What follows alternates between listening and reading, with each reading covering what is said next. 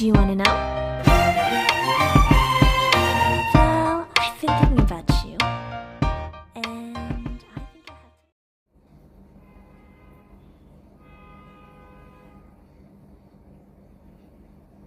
I have to. Kainin na natin ang ating isda. Ayan. Uupo na ako sa trono ko. Ayan na sila. Ayan na sila. Nakatungangan na sila sa akin. Pakainin na natin ang ating isda. Ayan na sila. Hindi na sila umalis sa tabi ko. Alam nang binubuksan na. Ayan na. Excited na. Ayan na, hindi mapakali. Oh, ayan na, oh. Oh, oh. Oh.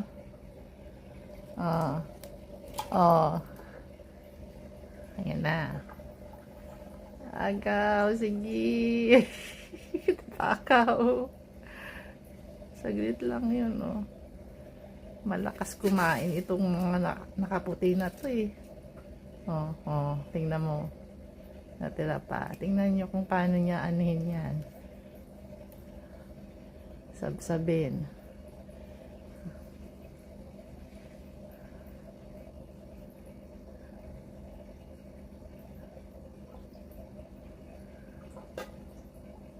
Ayan pa.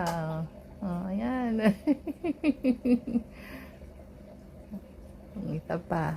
Nagngunguya pa. Bilisan mo. Mabilis kumain itong puting ito eh. Oh. Ayan, laki. Ayan na. Okay lang naman sila dyan.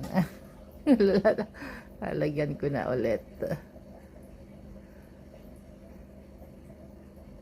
Ang gandang umaga mga kapeshi ko. So ayan na nga. Ito yung nagpapaganda sa umaga ko. Pagkagising ko, sila yung nakikita ko. Yung nakaabang na sila sa'yo sa pagising mo. Nakaharap na sila sa bed mo, tapos sabi niya, magising ka na't kakain na kami. So ayan, tingnan mo. Nag-aabang na sila kasi pagbukas mo ng ilaw sa kwarto mo, talagang alive na sila, nakaabang na sila. Inaabangan na nila yung paglapit mo sa kanilang sa kanilang aquarium. So ayan, hindi ko pa sila nilalapitan kasi talagang pinagmamasdan ko muna sila. Yung pagdilat mo ng mata, sila yung makikita mo, diba? Nakaka-relax.